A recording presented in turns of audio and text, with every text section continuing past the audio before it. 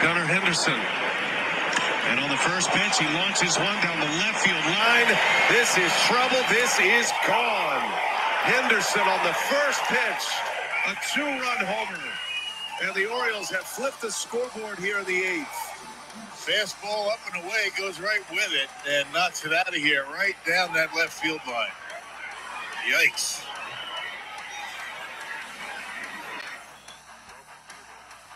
The Baltimore Orioles finish off their road trip with a 6-3 victory over the Milwaukee Brewers, improving to 38-24 on the 2023 season.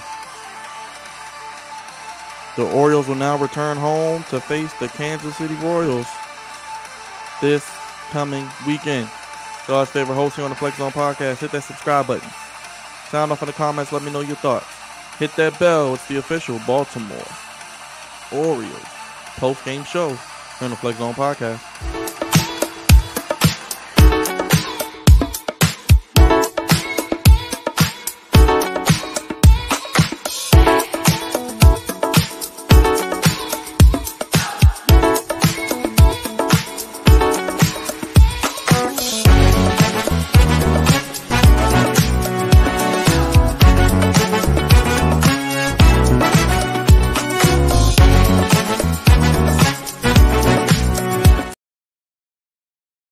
What's going on, Birdland? What's going on, Orioles fans, Baltimore Oriole Nation?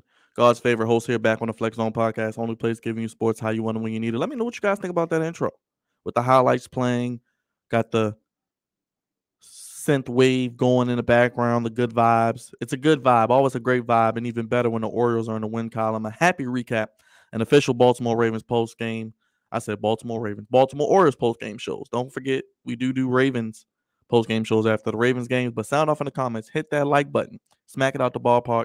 Go ahead and strike out that subscribe button. If you're new, we do Orioles content regularly as we do Ravens content. Only place giving you sports how you want it when you need it. Orioles got a big-time win today. They beat the Brewers 6-3, finished their West Coast road trip 3-3, winning the series against the Giants, on the verge of being swept today against the Brewers. Thankfully, they avoid being swept. The Orioles have yet to be swept this season. Last time they were swept was last season against the Detroit Tigers. The Orioles did their damage late. This is a resilient bunch. 27 outs. They played through all 27 outs. I know there's been skepticism and some ridicule about Brandon Hyde and is he the guy for the job? And I think he is the guy for the job, but there's been so much debate of if he can do that. Clearly, these players play hard for him. Clearly, these guys give everything they have. Unfortunately, Cedric Mullins, who's out, we miss him dearly. Can't wait to have him back, hopefully by next month after the All-Star break. He was hurt hustling on a hustle play, running down the line, giving everything he got. This team plays for 27 outs.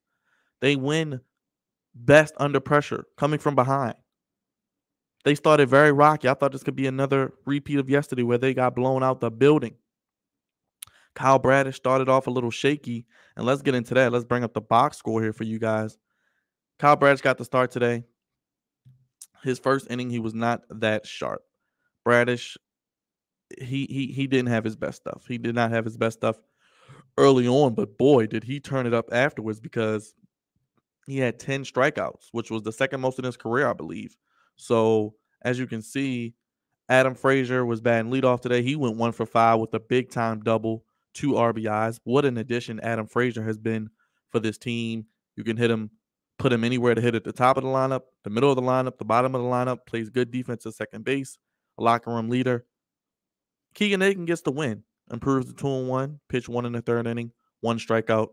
Peter Strzelecki, he loses, drops to 3-5, 1 inning pitch, 3 earned runs, 3 Ks, no walks. And Felix Bautista, the Mountain, could no help set it up. The Rock, the Mountain, closed it out. His 16th save, pitch 1 inning, 2 strikeouts, no walks. I said Bautista would be able to get us about 25 to 30 saves this season. He looks like he's going to get us 20 plus by the end of June. So he'll reach that at the All-Star break if he keeps this momentum, and he has been dominant as of late.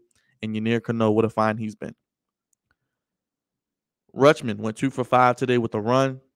Santander finally got a hit. Boy, he was in an 0 for in one of the coldest spells of his career. 1 for 5, a big RBI double. Austin Hayes went 1 for 4.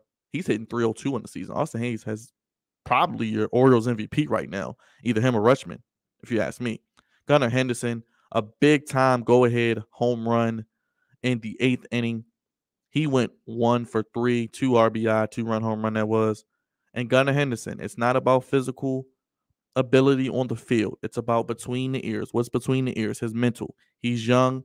I think it's good for him to be in a lineup consistently.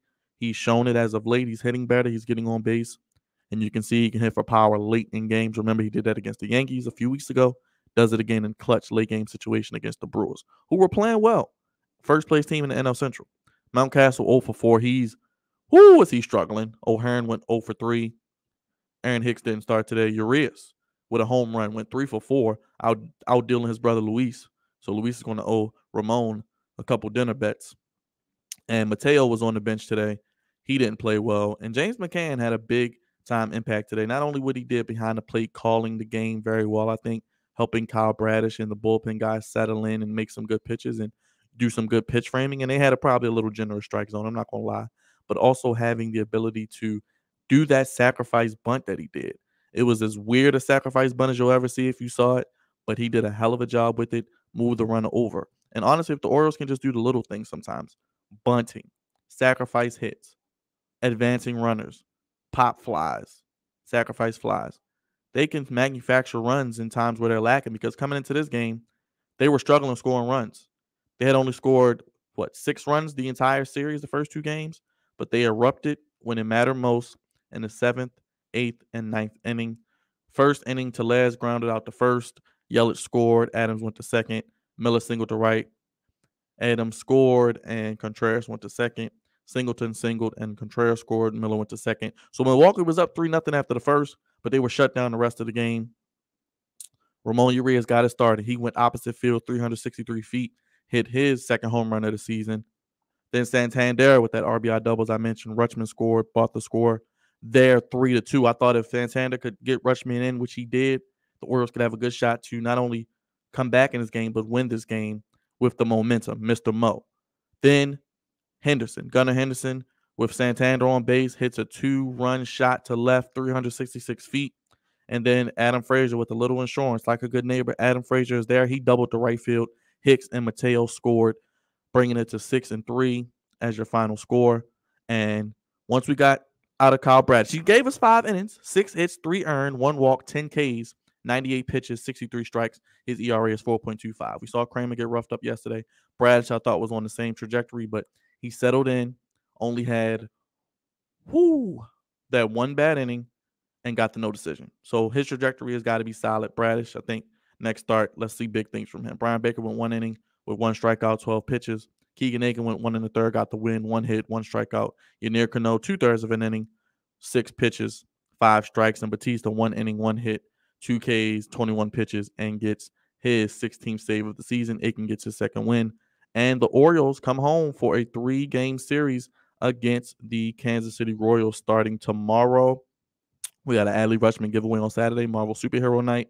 And then on Sunday, they will close out the series with the Kansas City Royals. Then they welcome the Toronto Blue Jays to Camden Yards as well, who are as hot as anybody. The Orioles right now stand at 2nd place in the American League East at 38-24, 613 win percentage, 6.5 back of Tampa Bay, who's 46-19. The Yankees, no Aaron Judge right now. He's hurt, 36-26, 8.5 back. The Blue Jays, 35-28, 10 games back. Red Sox, 31-31, 13.5 games back. And like I said, the last 10, the Blue Jays are 8-2. The Orioles are 5-5. Yankees 6-4. The Rays getting hot again at 7-3, and the Red Sox 3-7. So the next 2 series playing a bottom-feeding team. The Kansas City Royals are 18-44. They have the second worst record in the major leagues, 18-44. You got to go pummel them. They're 9-23. They're 9-21 on the road. A negative 88 run differential. Lost 3 in a row, 3-7 in their last 10. Jordan Lyles, 0-10. The Orioles need to pounce on the Kansas City Royals. They need to sweep this series. The Orioles have 38 wins through 62 games so far, 38-24. So it's going to be interesting to see what happens. They are almost halfway through the season, or about 19 games from halfway through the season, and they already got 38 wins. They are doing very, very well. If they were in any other division, they'd be leading it basically. But they got to keep pace with the Rays. Will they be buyers at the trade deadline? Do they go after Corbin Burns, who lit them up yesterday? Are they willing to part from a Joy Ortiz, a Grayson Rodriguez, a Jordan Westberg? Do they go after a Shane Bieber, who's not the guy he was when he won the Cy Young, but still a front of the rotation guy, because we know John Means at earliest may not be back until September if he comes back this year. Bradish, Kramer, what's the lifeline on their pitching ability? Wells, they've been pitching well, but can they keep it up? Can they maintain it? Kyle Gibson is your one constant in the rotation. The bullpen as of late is looking like the bullpen. When you get to the Rock and the Mountain, Cano, the Rock, Batista, the Mountain, you can go ahead and put the kids to bed, because 9 times out of 10, they're going to shut the door. They avoided the sweep. They played through 27 outs. This team doesn't quit. They don't stop. Gunnar Henderson starting to figure it out. Santander hopefully can start to get hot. Mountcastle can hopefully rise from the ashes. The pitching can start to maybe go a little deeper in the game, 6-7 innings. We don't want to wear this bullpen out. But I'm excited they got the win, because I had a feeling they could potentially get swept today. They showed up. They played through 27 outs. And they definitely built some momentum, coming back with a favorable slate against Kansas City this weekend. And they avoided the sweep. And we'll see what happens as they head back home for Cunningham. Hopefully the air quality is better, because it's been terrible here on the East Coast. And they're saying it should be better by tomorrow and going into this weekend. So we shall see. For God's favorite host here for your official Baltimore Orioles postgame show, Orioles get a win 6-3. Happy recap. Our player of the game. We're going to give out a game ball. Who rocks the chain today? The Orioles chain. Definitely, it's a lot of people who it could be. It could be a couple of people. I really have a lot of options, and I think I'm going to. If I had to pick a player of the game today, real quick before I get out of here, it's probably going to be Gunnar Henderson. Gunnar Henderson. You got to give him the confidence.